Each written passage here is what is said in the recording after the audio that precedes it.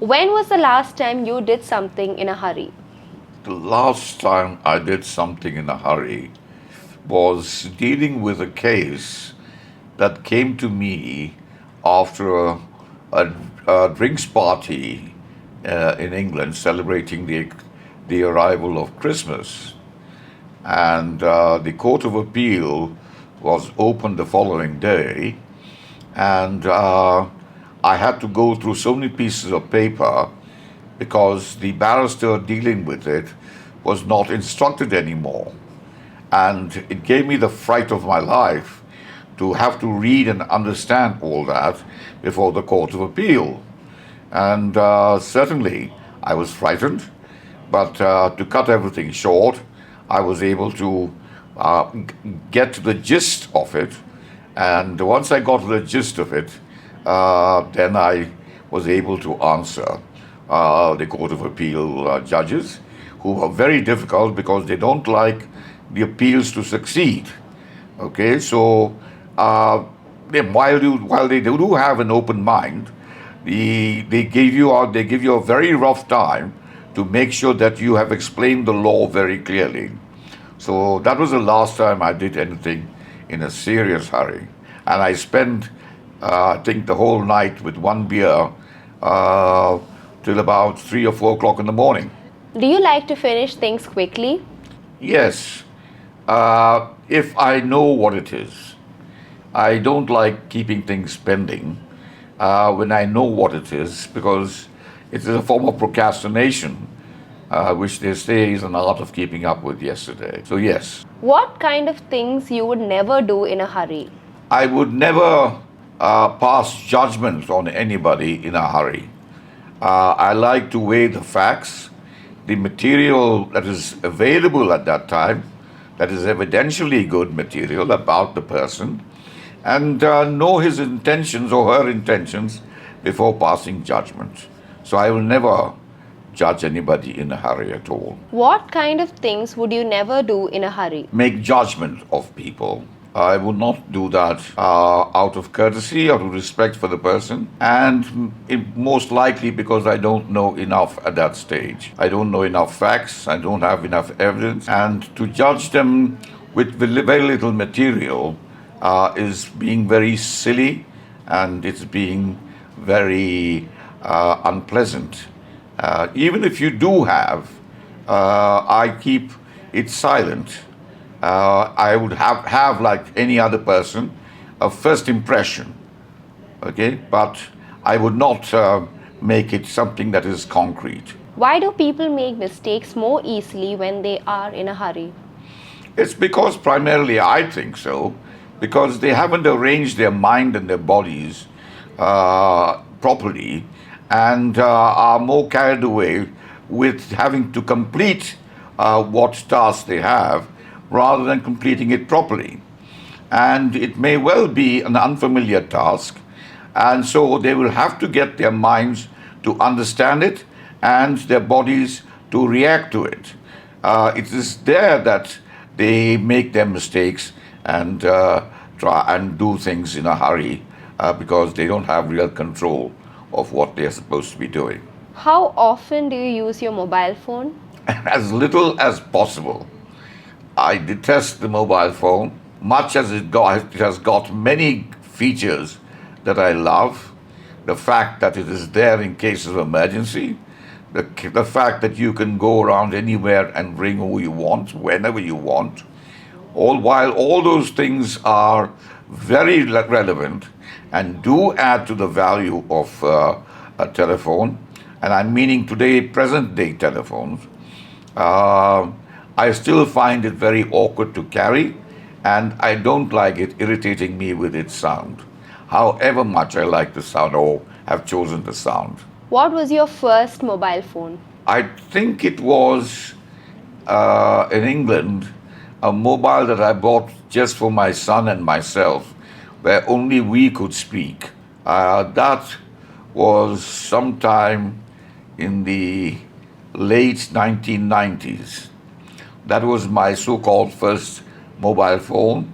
It almost looked like the phones that police officers use over here. And it's only a one-way system. Now we'll move on to the task card. Here's your pen and paper. You will have 1 Thank minute you. to prepare. And your question is, describe an invention that has changed how people live. You should say what it is, how has it changed people's lives, what benefits did it bring, and explain if it is more important for older or younger people. Now you will have 2 minutes to speak. Your time starts now. Right. To me, the motor car has been the most influential item in modern life. It is a form of transportation that has allowed people to travel and to move in larger numbers to different parts of the world and see a lot more of the world.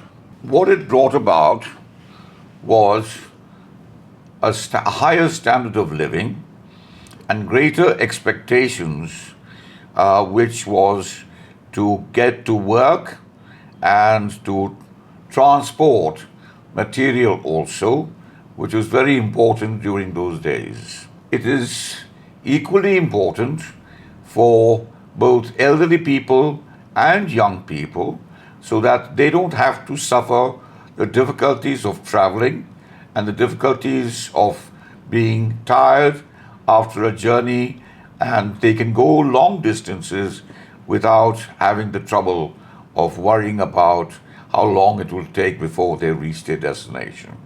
So basically, it has been a great help to both the elderly and the young generation. How has technology made our life easier? Technology has advanced in different directions.